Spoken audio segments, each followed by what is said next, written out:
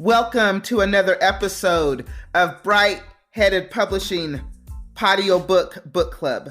My name is Kelly Morgan and I am your host. Today I am so excited to bring you a continuation of an author that we had on a previous podcast talking about her book. Teriece Cherell is back with us. She has a wonderful book called Live, Learn, and Love with an Open Heart. She went into section 1 of the book on the last episode. If you have not listened, please go listen. This episode, we're going to dive into section 2. I am excited. Just let me kind of tell you about her if you don't know. She is a New Orleans native. She is many things to many people. She is a mother. She is a minister-elect. She is a motivational speaker. She is a relationship coach. And she is an author. She has done many things for many people, and I think one of her big goals is to help people just learn how to be in relationships, learn how to be a better you, and we can all learn how to be better us's, right? I can learn how to be a better me, you can learn how to be a better you. So I will not take up a lot of time. I will let her tell you about her. Teriece, thank you so much for being here with me again. Welcome. And thank you so much for having me, Kelly. It is a pleasure. So we're just going to dive right in. So the first section of the book, Living the Life, really entails those chapters and things that I believe for myself entail the life that I want to live. So I began with Faith Is, which is the first chapter, and that's just letting you know how strong my spiritual foundation is and making sure that God is the ultimate relationship. Because if you think about any relationship and the qualities and characteristics, God is loving, He's forgiving, He's loyal, He's faithful, He communicates, through us and with us. And He pretty much embodies all of the things that we want or need in relationships. So just making sure that you have that strong spiritual foundation and just knowing where it comes from, and just knowing that there are going to be those moments, when you're disappointed. There are going to be those moments, when you may lack faith, but just remember to keep the faith, to stand strong, and that God has a purpose and a plan for all of us, even when we do not or cannot understand it. We must trust His process and we must trust His timing. So that's the first relationship that we should seek to cultivate and develop. Our next relationship, and most people don't really consider it to be a relationship, is that with our family members. Because if you think about it, they are our first experience with people. And we don't always get that relationship right. And I feel that we don't always appreciate our family members, and we sometimes take them for granted until, God forbid, something happens and they're no longer there. And then we began to see how important that relationship was. And even in those moments of, not getting along, because, no one is perfect. So you're going to have those family members in those times when you don't always see eye to eye or you don't always get along. But it is important to cherish your family. You can't choose your family members. We know that, but you are placed in that family for a reason. And just make sure that the communication is healthy. And that way we can try to overcome the generational curses, and cycles that come from families not addressing issues, sweeping them under the rug and not really just taking time to address the issues when there are miscommunications or disagreements. From there, we went to our friends, who are our chosen family. So this is the other end of the spectrum. Just being grateful for the friends and people that God places in our lives, and just understanding that whether they come in our lives as children, through grammar school and elementary school, or even if they come later in life, just appreciating them for what they bring to our lives, and vice versa, what we bring to theirs as well. And in the book, I mentioned 2 friends that I met at different times in my life, but they're both, special, and they both serve a purpose for my life. And just always being a friend, in order to have friends, you must first show yourself friendly. So just making sure that you are the friend that you want to be, that you are supportive, you are there, you are non-judgmental, you are giving your best self to that friend as you would expect them to give to you. A place that's safe, a person you can call, good, bad, they there for you, you there for them. doesn't matter if some time has passed, because, we do get busy with life and things aren't, we aren't always as close as we used to be. But just knowing that, hey, we may haven't spoken in a week, we text, life happens, but this is still a person that I can depend on, and he or she will be there when I call, and vice versa. The next relationship that we addressed was finances. And I really get most people on that one because they don't really consider finances as a relationship. But if you really think about it, most of us have a love-hate relationship with our finances. We love the money, and it seems to hate us because it gets away from us so quickly. But just making sure that you have a changed mindset and perception of the value of money. And I think that really helps you to understand money, and its value, and making sure that you use it as the resource, as the tool that you said, Kelly. I like what you said, the tool, that does help you to provide a better life, the tool that does help you to, to do and more things, but just making sure that you are mindful of how and when you use that tool, making sure that you are being a good steward of what God has given you, because he won't bless you with more if you can't take care of what you have now. So if you want to have more and do more, you have to be faithful over the few little dollars or the few little hundreds that you have before you can get to the thousands and the millions, so it's a process, and it starts with changing the mind, changing the way you view money, changing the way that you think about it. And I know growing up, most of us weren't really taught the value of money. We weren't taught how to save, how to invest. I know as a child growing up, my parents gave me an allowance, but they never talked about, saving. I saved, and then there was time that I wanted something, I spent. So just making sure that we are educating ourselves as well as our children on money, on the importance of budgeting and saving, so that when they get older, they don't have any credit issues. When they get older, they don't have all these things that we've had to learn by trial and error, just because we, instill that knowledge in them. So whether you read, about finances, listen to a podcast, or get a financial coach, just make sure that you are equipping yourselves with the tools and resources needed to make better financial decisions. That is true. I don't think people think of their relationship with money. It's really important. And somebody had once told me how you view money is kind of the way that you receive money. So if you view money as a negative thing, something that's unattainable, well, then you'll never attain it. So you have to have a positive attitude. And like I said, it's a tool. Money is a tool. That's one of the many things in your toolboxes that you need to get by on your daily. So I really like that part of your book. So that is all part one. And that was a lot. And that's why we had to have you come back so that you could really get into section 2 of your book and tell us what that is about and talk about that. So, of course, all sections are my favorite, but I think this section has a different place. So section 2 is called Learning the Lessons.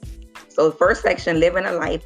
Now we are learning the lessons that life has to teach us. And in this section, I have 3 chapters that pertain to what learning the lessons mean for me. So in chapter 4, Choices, Chances, and Changes, we speak about the choices that we make. And every day we make choices, whether we realize it or not. Now, God woke us up this morning. Thank you, Lord, for that. I just want to say that. But outside of that, the other choices that we make within that 24-hour time frame is strictly up to us. Like we chose, what we were going to wear this morning, what we were going to eat, if we're going to do anything. So just being mindful of the choices that we make daily and making sure that they are good, positive choices. The flip side of that is when we make choices that are not so good, not to beat ourselves up about them. It's a part of life. It's a part of the process. So just make sure that you learn from those mistakes so that you won't, that you don't repeat them again in the future. And I like to say, don't let your past dictate your present or determine your future. Don't let your past dictate your present or determine your future, because oftentimes we make choices that aren't so good and they follow us, throughout our lives. So that's why it is important to be mindful of the choices that we make, especially for myself. And I know you as a parent, the choices that I make affect my 9-year-old daughter. It's not just, okay, it's a decision I make, so I'm the only person it affects. It affects her and it affects others. So I don't want her to have to pay, for a bad decision I made or for a bad choice that I made, not considering those things. So that's one reason or one thing that really helps me be more mindful of the choices that I make. But when I think about making choices, I also think about the power that we have. And in the book, in that chapter, I speak about the power that we have lying in the choices that we make. And we don't really see our choices as being powerful, but they really are.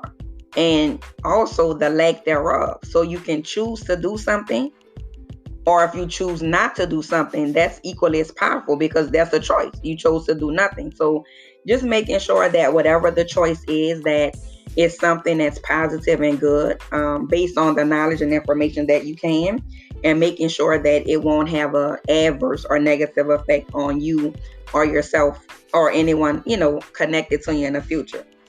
Also in that chapter, I speak about my AAA method: acknowledge, accept, and adjust. And that comes with making choices as well, because there's going to come a point in time in life when you're going to have to practice self-evaluation, or self-reflection as I call it. And you're going to have to, think about choices that you made or did not make, that lead to where you are currently in life. So I know we briefly spoke about it, but when you use my AAA method, acknowledge, accept, and adjust, it's a 3-step method that really inquires that you really take that time to self-evaluate. And I know we hear that term often, and I don't think people really understands what it means. It's not a quick, okay, I did this, I didn't do this. It's really the time that you look yourself in the mirror.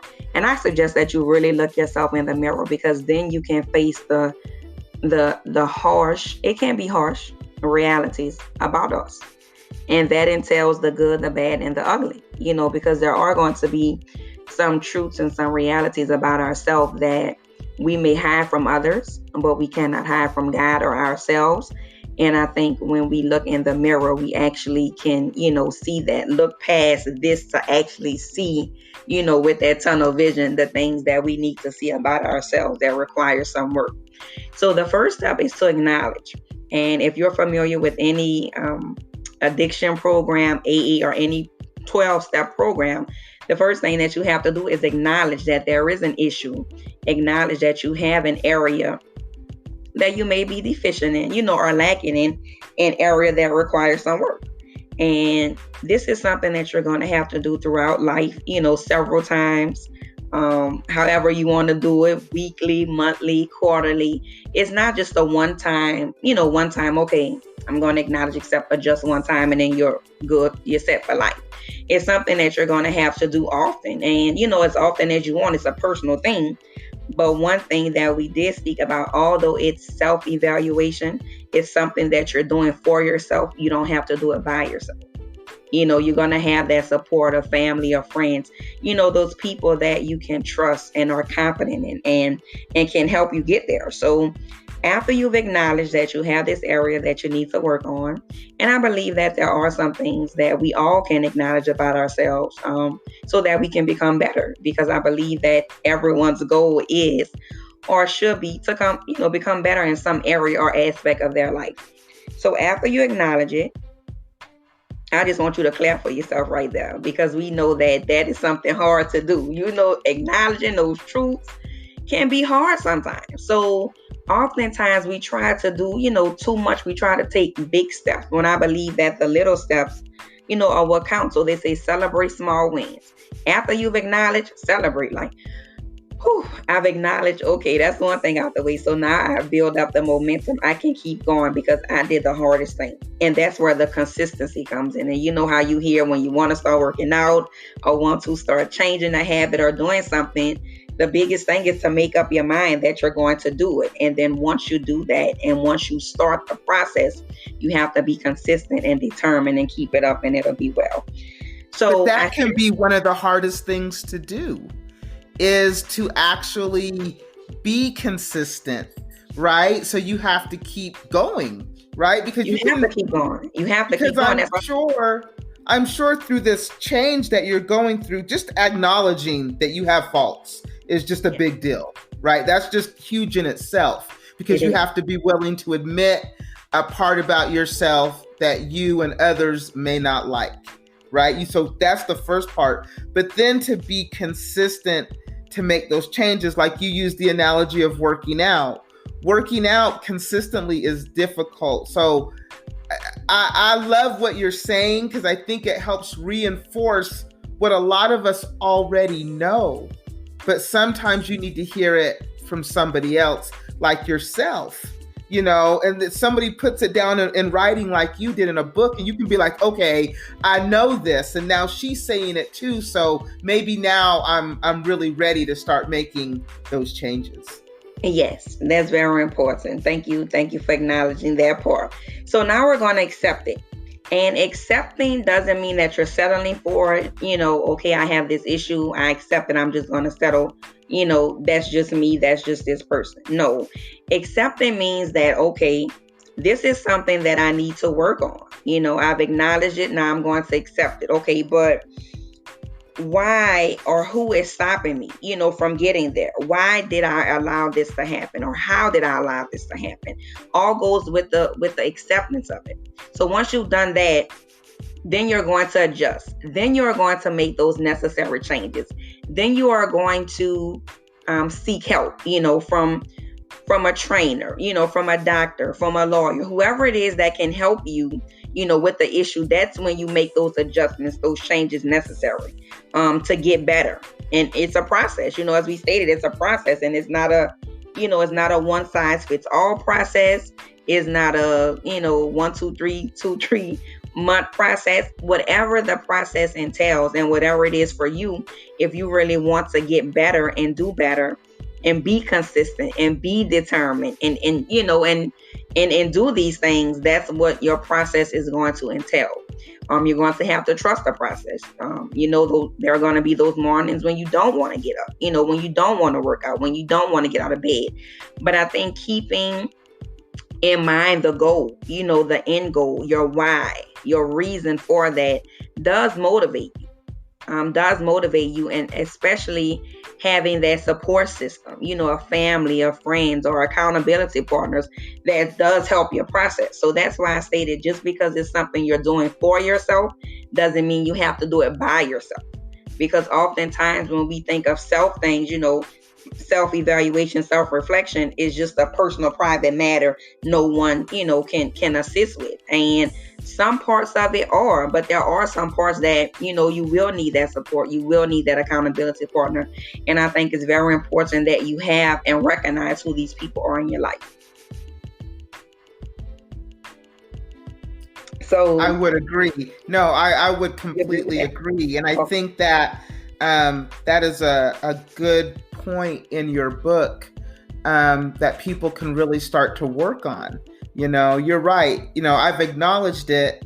Now I've got to accept it. And sometimes that can be difficult as well. As I always tell my children, the hardest thing that you'll ever do is look at yourself in the mirror and really be truthful about who you are as a person and how you treat others and how you're going to go through life. So I like what you have to say a lot, Teriece. It is really inspiring to hear.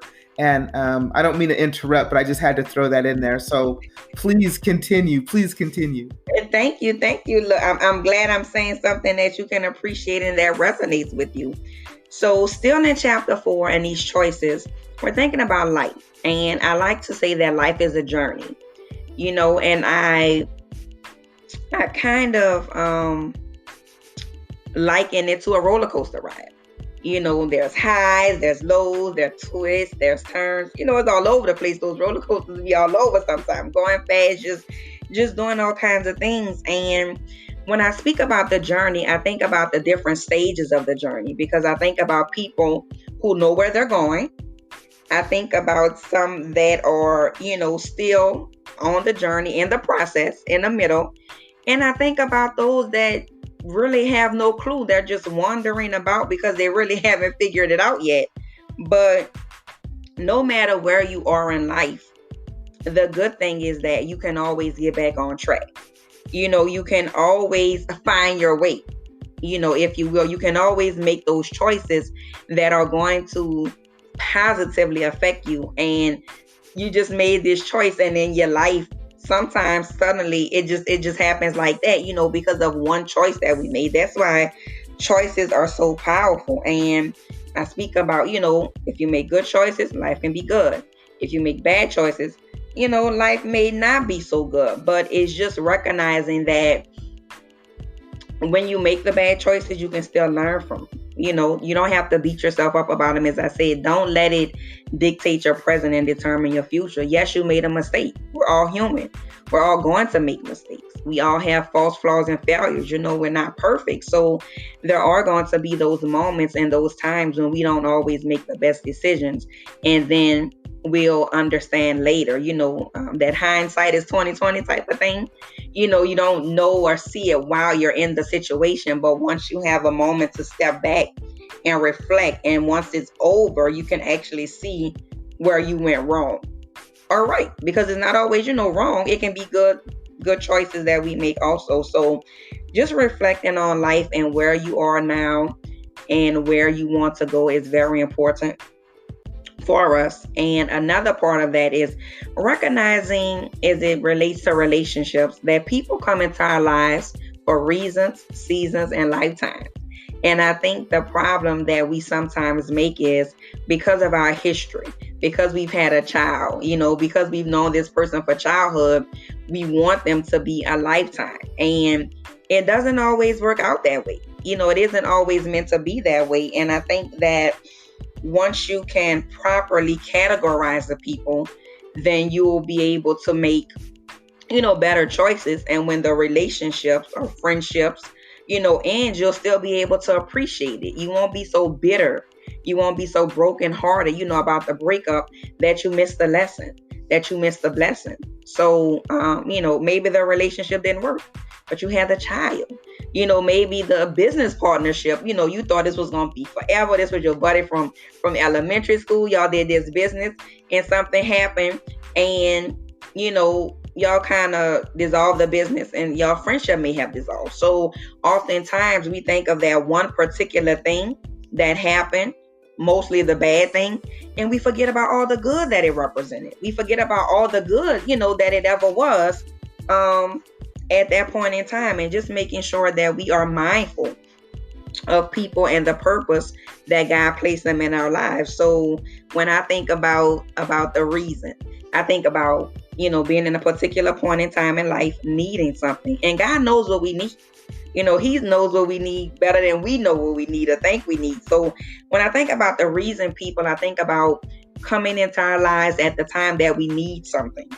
So they see a need and feel a need. They are sent for a specific purpose in our lives. And whether I speak about, it can be something spiritual, physical, or emotional. And once that purpose is served, the relationship may dissolve. And it doesn't always have to dissolve, in an ugly fight or disagreement. You just spend less time with the person. You just communicate with them less. You just, maybe they move away so you don't see each other as much or talk on the phone as much, but they serve their purpose. You got something for their from that season. They feel the need, and likewise you did the same from them. So I think about a previous relationship that I do speak about in the book as being a seasonal. And I think about that particular season in my life. I think about what I wanted and needed, and I think about what that person, did for me, what we did for each other. We kind of balanced each other. I'm more outspoken. I love to do things, love life. Just I have a big personality. He was more on the quiet side, chill, laid back. And, they say opposites attract. So we did attract, but at that moment, I think because a lot was going on in life, I needed to appreciate the still quiet moments. I need to appreciate being home, or I needed to appreciate just learning not to always be going and moving so fast. I wasn't wild child running wild, but, I was into a lot of things, doing a lot of things, social butterfly. So if I'm invited somewhere, I want to show my face. Of course, sometimes I was sick, wasn't feeling well, had work to do, but I always believe that if the person thinks enough of me to invite me, I want to at least show my face and support. And we know that can get overwhelming sometimes, especially, with multiple events being on the same day. I've had days where I've had 3 or 4 different engagements that I was invited to. And of course, I try to, show my face to all outside of doing my own personal things and, private things. So it can get exhausting and overwhelming sometimes. And he really brought that balance. Like, you know what? You do a lot, but you don't have to do that all the time. They know you, they know your spirit. Sometimes you just have to chill. And by him being more, chill, laid back inside, I appreciated those moments. And even now, that's why I'm saying it was my season. Even now, I like being home. Just quiet, just chill. I have my book, I have my laptop, I have my music, my candle. I don't have to be gone all the time. I don't always have to be running in and out in the hustle and bustle of life. I can appreciate these moments, the quiet times with God, the times with my daughter, like, okay, mom, give her time. And just appreciate being inside. So that was something, that's why I say seasonal. That's what he was meant to bring to me. That's what I got out of it. And even though, it ended, it wasn't bad. It was just, I brought something to him. I taught him how to appreciate life more and to experience life more and to enjoy things. And at that moment, it was one of those feels too good to be true type of things. It was just like this, Kel. It was like that, girl. But, in that moment, so that's why now I can share this with you and I can appreciate it. Because even though it didn't last, I can appreciate the moments that we shared.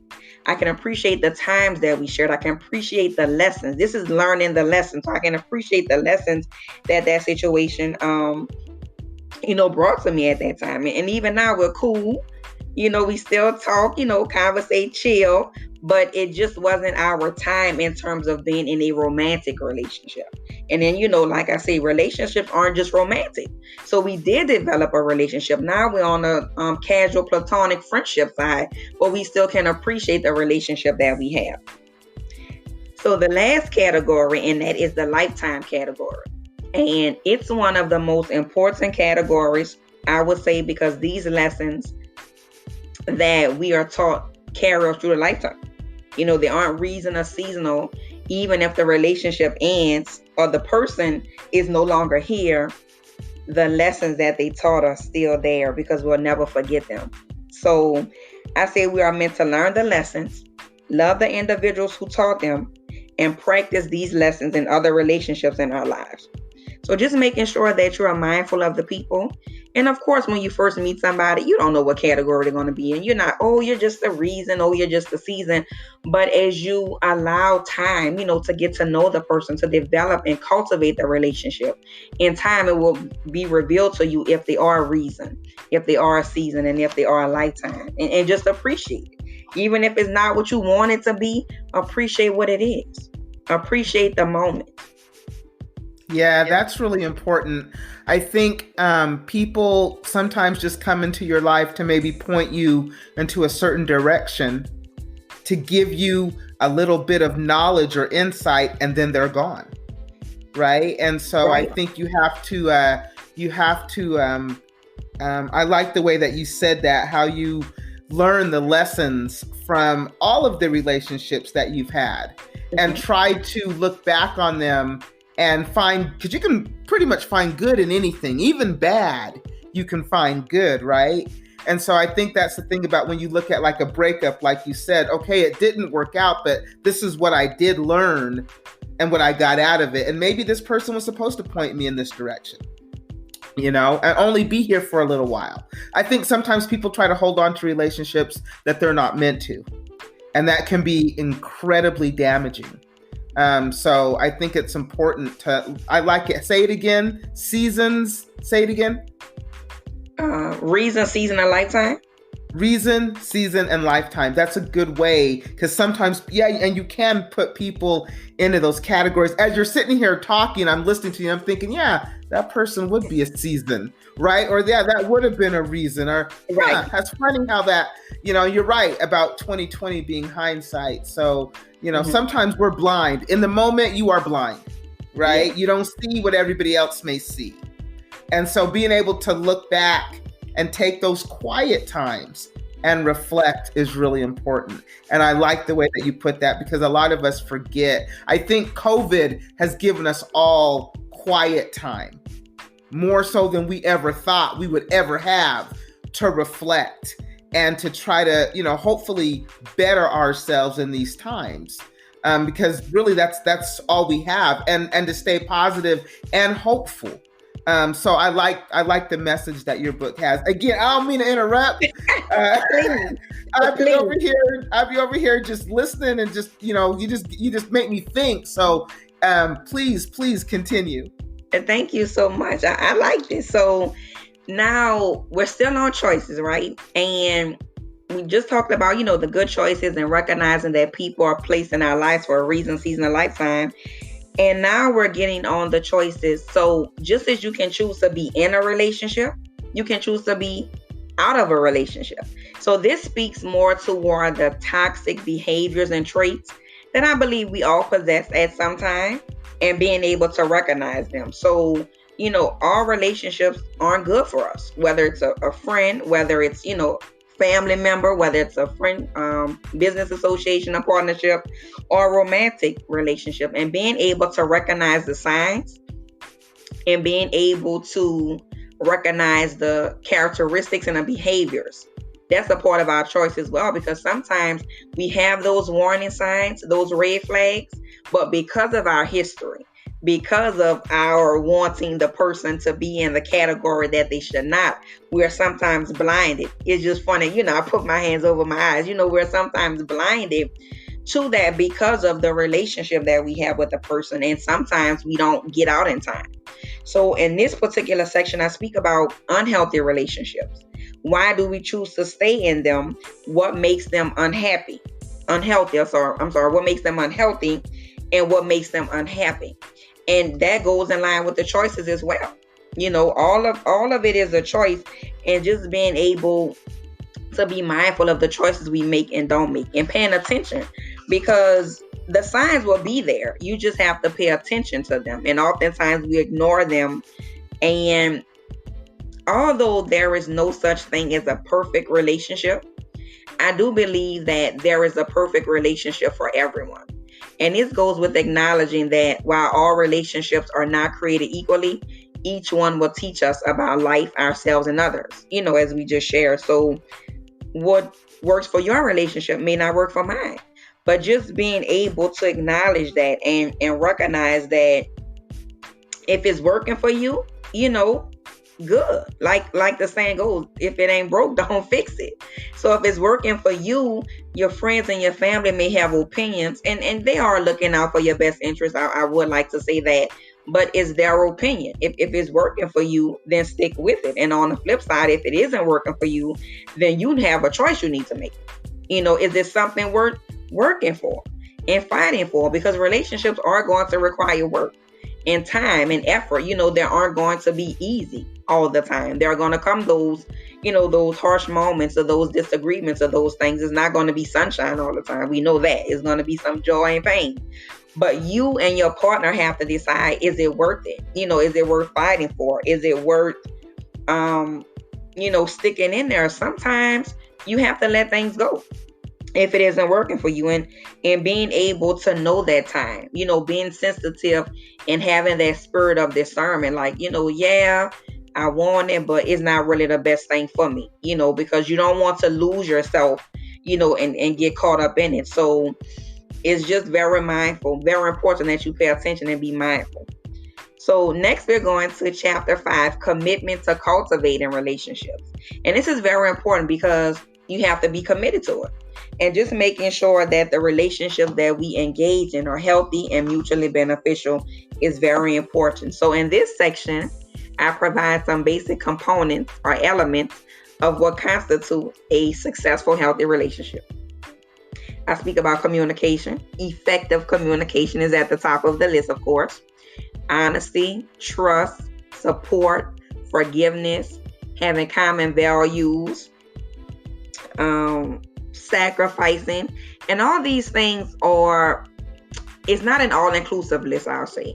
So you may think about some other things that you want to need in relationships, whether it's friendship, family, partners, business partners, romantic, even with your children, just making sure that the relationships, like I said, are healthy and mutually beneficial to all parties involved, not just one-sided, because we know relationships are a two-way street, not a one-way street. So just thinking about those elements, I like to call them elements or components of a healthy, successful relationship. And that's really when you become the best version of yourself. When you have these things, when you can feel these things.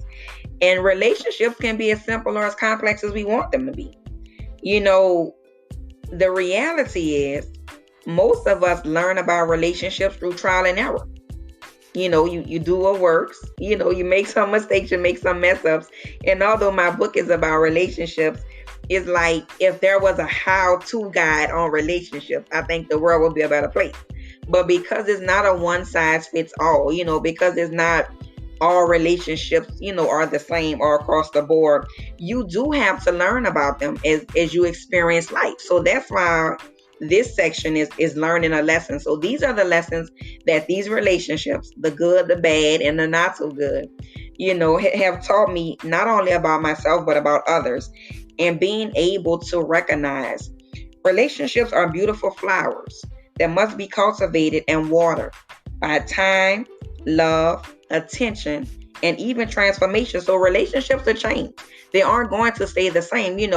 When you're starting out, it's going to be here. It's like different levels. And as you, advance and grow in your relationship, there are going to be some elements of your relationship that change because, we're changing, constantly growing and evolving should be the goal.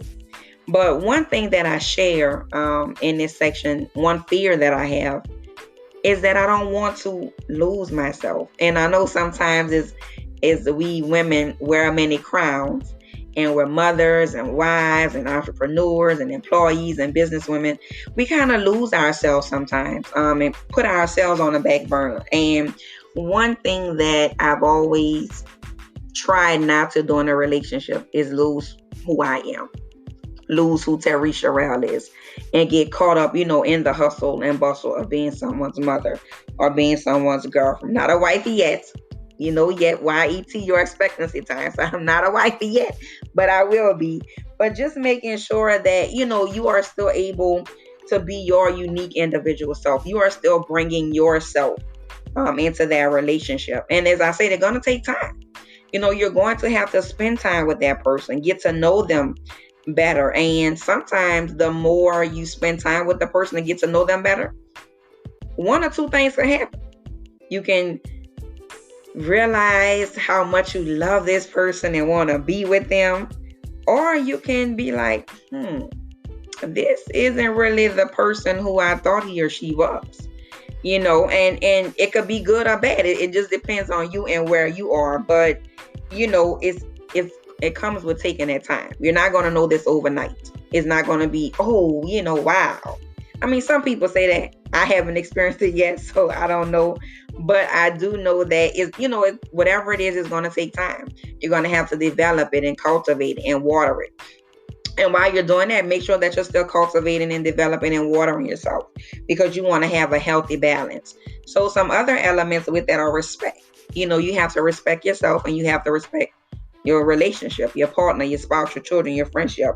Respect goes a long way. And it's not just respecting, things or people, but it's just having a certain level of respect for yourself as well. And when I say respecting yourself, it goes in line with, if you respect yourself and if you have a standard, or if you know your value and your worth, there are certain things that you may not put up with, and certain people that you may not put up, certain behaviors you may not tolerate. So it's just making sure that, hey, I respect myself enough to know this is something I'm not going to deal with. This is something that I'm not going to ignore if I see the red flag, or sweep under the rug. This is a non-negotiable for me. And it's very important that you know that for yourself. And even with your partner, sit down and discuss that. So I speak about setting healthy boundaries. And the thing about boundaries, I think we kind of spoke about this on the last time, is that you make sure that the boundaries are effectively communicated. If I have a boundary that I've set for myself to protect myself in this relationship, and I don't communicate that to you, if you violate it, I can't be mad at you because you didn't know. So just making sure that with the standards of the boundaries, that they are communicated effectively and that both parties agree, so that there are no conflicts or disagreements in the future about these boundaries. You want to say something about that? Well, I was thinking about, again, what you're saying, because you have me up here thinking. That's why I'm so quiet, because I'm listening to all the things that you're saying, and then I try to think about my own life and setting boundaries and communication and all the things that you said. But one of the things that came into my mind, and when you're talking about setting boundaries with people, is you really have to be secure in who you are. Sometimes I think we get into toxic relationships because we are insecure within ourselves, and we just simply want to be liked or loved. And sometimes you're willing to do anything, even things that you disagree with, but you're willing to do that for what you believe to be love, or to be liked or accepted or whatever. So understanding, like you said, the red flags is important, because so many of us fall into that trap where we don't even want to be in this relationship, but we just don't want to be by ourselves. And we're so insecure that we're willing to take whatever we can get. That's true. That's a great point, Kelly. And I'm glad that you brought that up. And that's very important.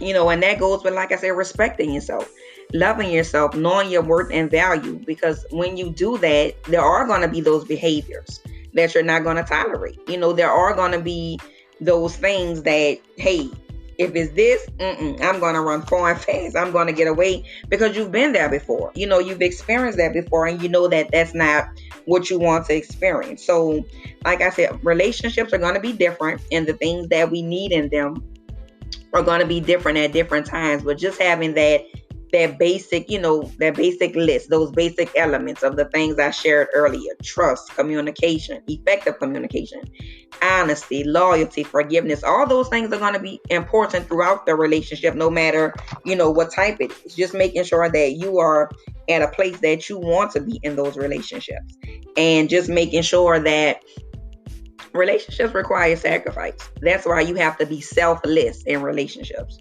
Because there are going to be those moments when you're going to have to sacrifice and compromise, kind of go, like you said, kind of go along to get along, not that one partner should be the sacrificial lamb, but, okay, you picked the movie tonight, I picked the dinner, or you do this, I do that, but making sure that you can sacrifice, and not grudgingly, and compromise, because it has to be a give and take. It's not always about what you can get, but it's also about what you can give to the relationship. So there are going to be those moments where both parties, or friends, or, children, a parent is going to have to sacrifice and compromise in order, to make it work, if they decide that it is worth making it work. Another big thing I speak about is forgiveness. And, there's a lot to be said on forgiveness, and, forgiveness is not for the other person, is for you, and all these things. And when I really think about forgiveness, I think about forgiveness being a twofold process: forgiving the other person, but also forgiving yourself, for what did or did not happen. Forgiving yourself, and just learning how to get past that, because oftentimes, they say we forgive, I forgive, but don't forget. And it's not really letting it go. But once you truly forgive, and it's a process, and it's easier said than done, and it's definitely going to take time and prayer and consistency. But I believe that forgiveness allows us to move past the hurt and pain. So Louis B. Smith said, to forgive is to set a prisoner free, and that prisoner was you. To forgive is to set a prisoner free, and that prisoner was you. So if you think about it, when we hold grudges and when we don't forgive, that other person moved on, gone on with their life, don't even know, can't remember. But we're still stuck. stuck in that time and in that place. And I believe that it stops us from growing and experiencing our full lives, because we haven't gotten past it. So you can't receive all that God has for you if you're not moving forward. If you're stuck or stagnant, you're just stuck and stagnant. So you aren't going to experience the fullness that God has you. And I think about the shackles. I think about a prisoner breaking free, just releasing those shackles. And I believe that sometimes shackles are forced on us by unfortunate events that we cannot control. But if you want those shackles to be released and broken, you have to forgive yourself and you have to forgive the other person. And like I said, I'm saying that, and you'll say it sounds good, but it's a process. It's not going to be overnight. But if you really want to, if you really pray, if you really, believe that you can and you will in due time. It's something that's going to come with time and consistency and support and effort. But if you really want to be free, I believe that you can, and you'll feel as if a weight has been lifted from you. You'll just feel like, you'll feel it. Trust me, you'll feel it. And it's not a one-way street, as I stated. You have to forgive yourself and the other person. And you must allow yourself to heal and not blame even yourself. And I'm saying forgiveness, even we have to forgive ourselves for what we feel that we allow to happen.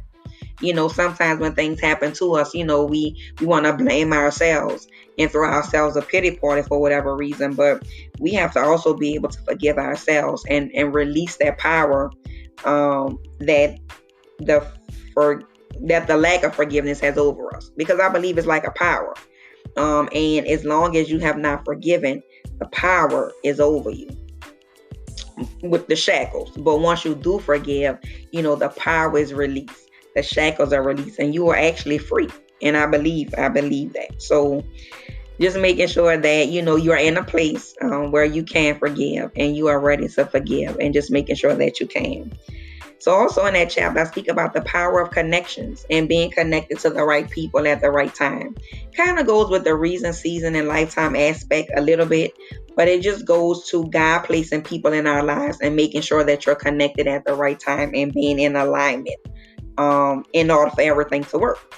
Because if you connect with the right person at the right time, if you connect with the right person at the wrong time, you may miss that opportunity.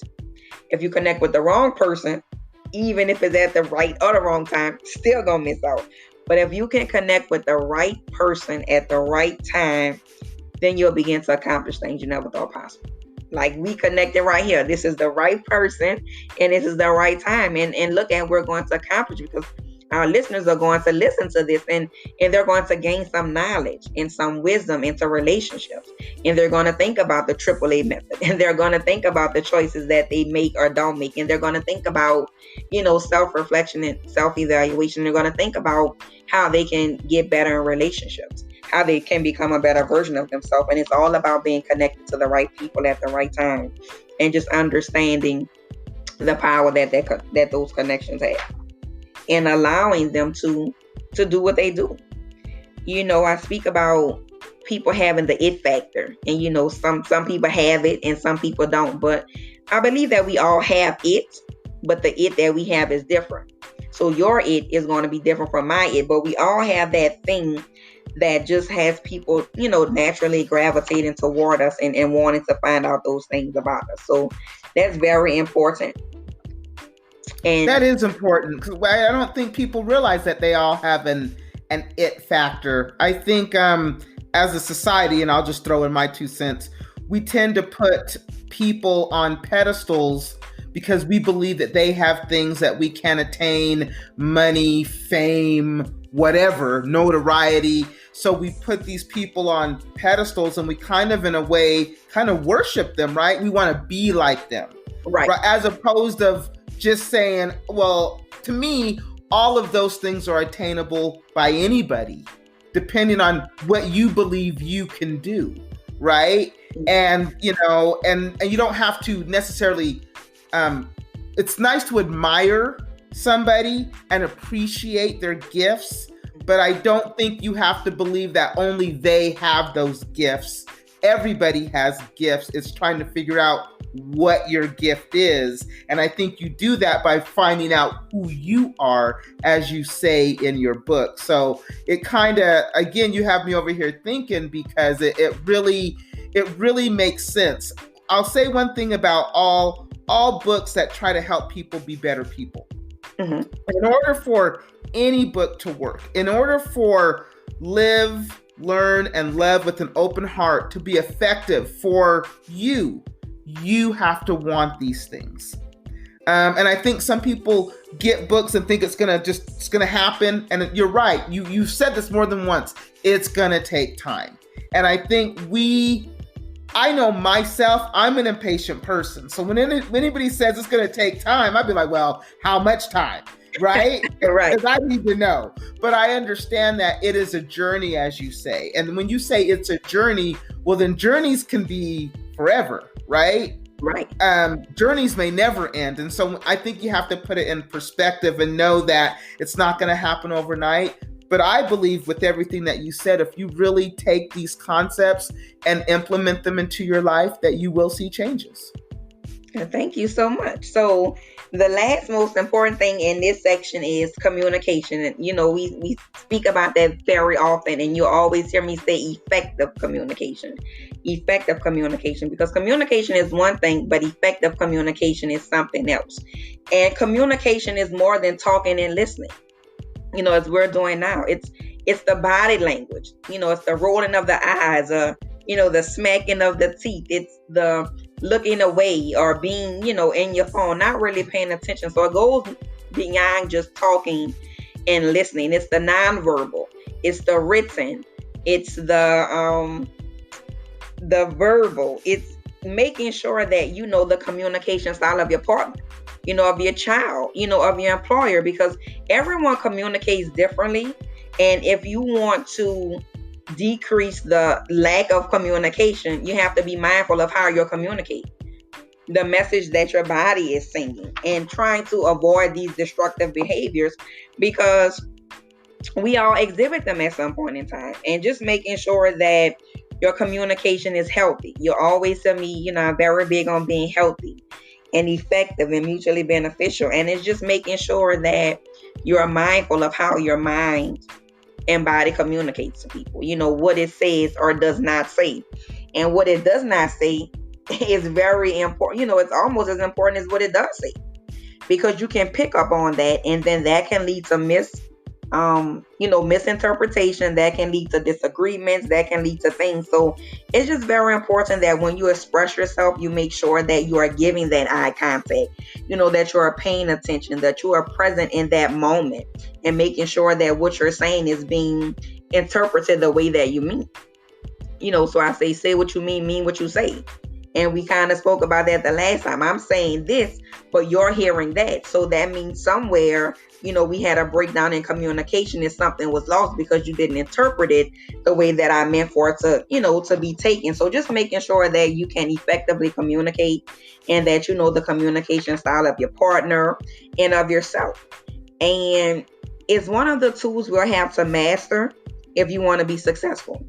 And communication, with everything else, requires time. It requires skill.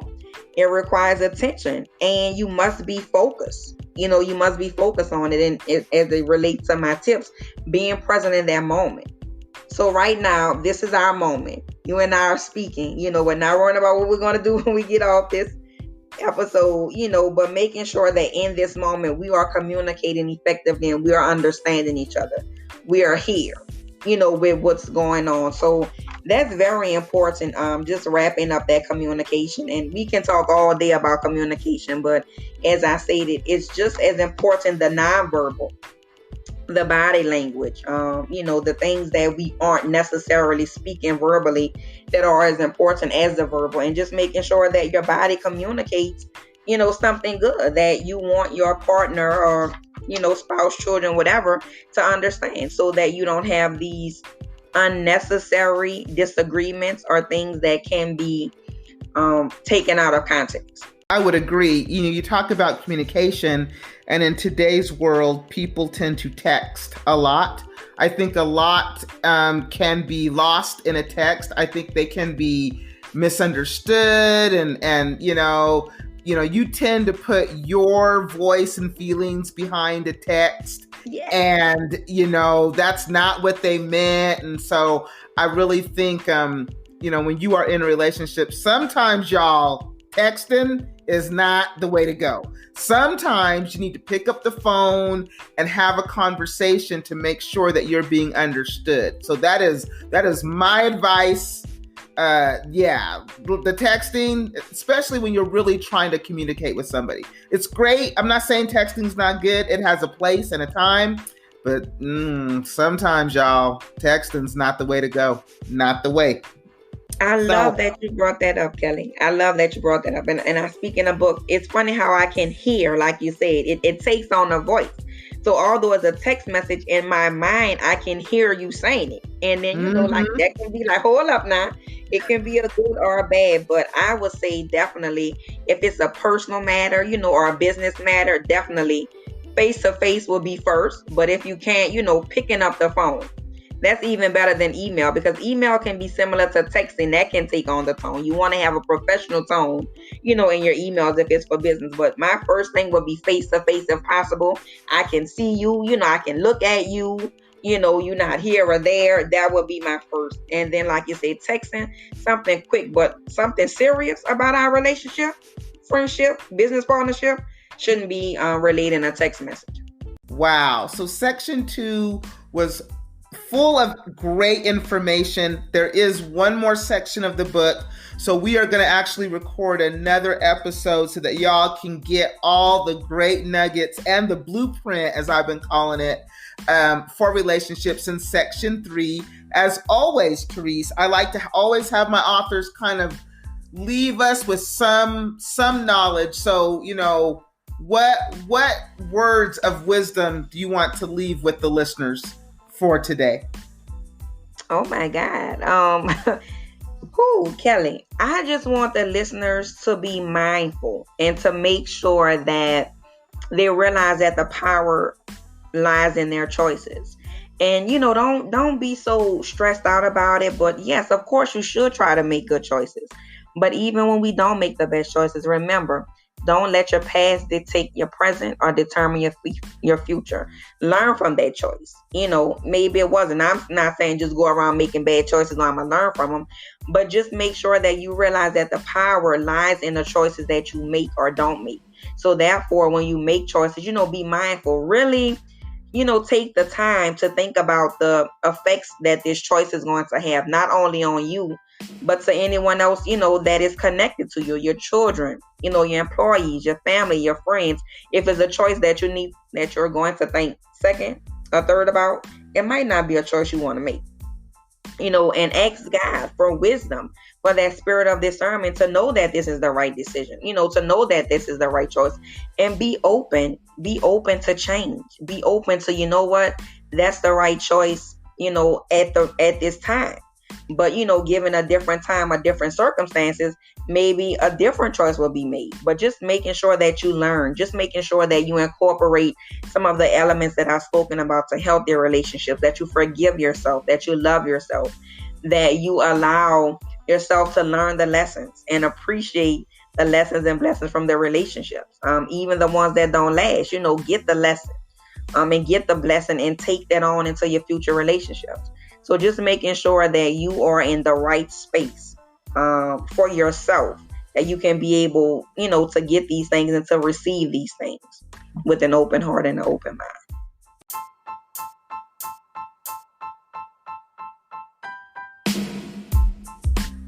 Again, tell us the name of the book. Live, Learn, Love with an Open Heart. Life Lessons on Cultivating Healthy and Meaningful Relationships. It is available on Amazon, Barnes & Noble, other online ebook retailers. We will definitely be checking back in with Teriece for the section 3 of this wonderful book. As always, this has been Bright-Headed Publishing Audiobook Book Club. I have been your host, Kelly Morgan, and as always, keep writing.